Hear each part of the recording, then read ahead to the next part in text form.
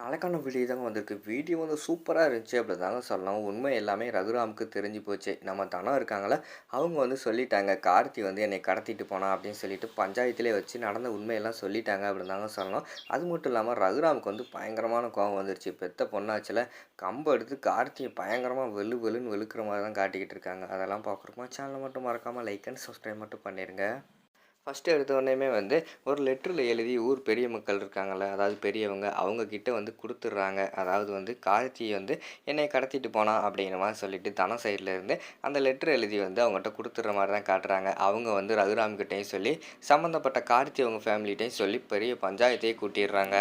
பஞ்சாயத்து கூட்டின உடனேயுமே வந்து ரகுராம் வந்து கேட்குறாங்க, அப்படி அந்த லெட்டரை வச்சு பஞ்சாயத்து கூட்டினீங்களே, அதில் என்ன தான் எழுதியிருக்கு கொஞ்சம் படிங்க அப்படின்னு சொல்லிட்டு ரகுராம் வந்து சொல்கிற மாதிரி தான் காட்டுறாங்க. இங்கிட்டு பார்த்தா தனம் வந்து பயங்கரமான பயத்தில் இருக்காங்க. கதிர்கிட்ட வந்து சொல்கிறாங்க, கதிர் எனக்கு என்னவோ வந்து பெருசாக ஏதோ ஒரு சம்பவம் நடக்க போகுது அப்படின்னு சொல்லிட்டு மட்டும் நல்லா தெளிவாக தெரியுது. எனக்கு வந்து ரொம்ப பயமாக இருக்குது அப்படிங்கிற மாதிரி சொல்லிட்டு இருக்காங்க. அதுக்கு கதிர் வந்து சொல்கிறாரு, ஏய் தனம் இங்கே வரைக்கும் வந்தாச்சு, இனிமேல் பயப்படாத, நடக்கிறது நடக்கட்டும், நம்ம வந்து பார்த்துக்குருவோம், நம்ம மேலே வந்து எந்த தப்புமே கிடையாது. அப்படி இருக்கும்போது நம்ம ஏன் பயப்படணும்? நீ கொஞ்சம் பொறுமையாயிரு அப்படின்னு சொல்லிட்டு தைரியம் சொல்கிற மாதிரி தான் காட்டிக்கிட்டு இருக்காங்க. உடனே அந்த லெட்டரில் உள்ளதை படிக்கிறாங்க. அந்த பெரியவங்க வந்து படிக்கிறாங்க. அதாவது ரகுராமோட பொண்ணாகிய தனம் என்னைய வந்து கார்த்தி வந்து கடத்தி கொண்டு போய் கட்டாய தாலி கட்டுறதுக்கு முயற்சி செஞ்சார். கதிரை வந்து அடித்து போட்டார். அப்படி இப்படின்னு சொல்லிட்டு நடந்தது எல்லாத்தையுமே வந்து ஒன்று விடாமல் அந்த இடத்துல எழுதி வச்சிருக்கிற மாதிரி தான் காட்டிக்கிட்டு இருக்காங்க. அதை கேட்க கேட்க வந்து ரகுராமுக்கு வந்து கண்ணெல்லாம் செவக்க ஆரம்பிச்சிருச்சு. கையெல்லாம் முறுக்கிட்டே உட்காந்துருக்காரு. உடனே அந்த இடத்துல வந்து படித்து முடித்த உடனேயுமே தனத்துக்கிட்ட வந்து கேட்குறாங்க, ஏம்மா நீ சொல்லுமா, இந்த பையன் வந்து உன்னை கடத்தினாரா இல்லையா அப்படிங்கிற மாதிரி சொல்லிக்கிட்டு இருக்காங்க. அந்த இடத்துல வந்து தனம் வந்து யோசிச்சுக்கிட்டே இருக்காங்க. ஆல்ரெடி வந்து தனம் பயங்கரமான பயத்தில் இருக்காங்க. என்னடா பண்ணுறது அப்படின்னு சொல்லிட்டு அந்த இடத்துல வந்து யோசிச்சுக்கிட்டே இருக்கிற மாதிரி தான் காட்டிக்கிட்டு இருக்காங்க. அப்போ கதிர் சொல்கிறாங்க, ஏய் தனம் பயப்படாமல் சொல்லு, உண்மையை சொல்லு அப்படிங்கிற மாதிரி சொல்லிக்கிட்டு இருக்காங்க. மாயாவும் அந்த பக்கம் நின்று தலையாட்டுறாங்க. தனம் பயப்படாத சொல்லிடு அப்படிங்கிற மாதிரி சொன்னோடனே, ஆமாம் என்னைய வந்து இந்த கார்த்தி வந்து கடத்திட்டு போனார் அப்படிங்கிற மாதிரி சொல்கிறாங்க. அவர் எதுக்கு உன்னை கடத்தினாரு அப்படிங்கிற மாதிரி சொல்லிவிட்டு அந்த இடத்துல ரகுராம் வந்து கேட்குறாங்க, என்னைய வந்து கல்யாணம் பண்ணுறதுக்காக தான் கடத்திட்டு போனார் அப்படிங்கிற மாதிரி சொன்ன உடனே பயங்கரமான கோபமாகிடுது. ரகுராம் வந்து பல்ல கடிச்சிட்டு உட்காந்துக்கிட்டு இருக்காரு. அதாவது வந்து அவர் தான் ஊர் தலைவர், அதாவது பஞ்சாயத்து தலைவர். அதனால் வந்து இப்போதைக்கு வந்து எதுவுமே பண்ணக்கூடாது அப்படின்னு சொல்லிட்டு கையை முறுக்கிட்டு அப்படியே அந்த கார்த்தியை பார்த்து முறைச்சிக்கிட்டே அந்த இடத்துல உட்காந்துருக்காரு.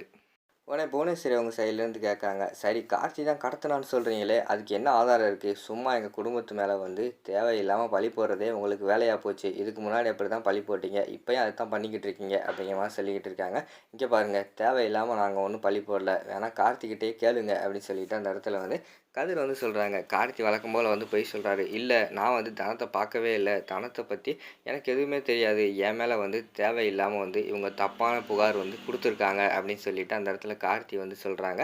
அதை கேட்டவொடனே மாயா வந்து கொந்தளிச்சிடுறாங்க. டேய் பொறுக்கி எல்லா வேலையும் பண்ணிவிட்டு கடைசியில் வந்து தனத்தை பார்த்ததே இல்லை நான் சொல்கிறேன், இருடா உனக்கு அப்படின்னு சொல்லிட்டு அவங்க வந்து வீடியோ ரெக்கார்டெல்லாம் எடுத்து வச்சு ஆதாரத்தோடு வந்து அந்த இடத்துல நிரூபிக்கிற மாதிரி தான் காட்டுறாங்க. அதை பார்த்தோன்னே யாருக்குமே என்ன பண்ணுறதுனே தெரில, திருன்னு முழிச்சுக்கிட்டு இருக்காங்க.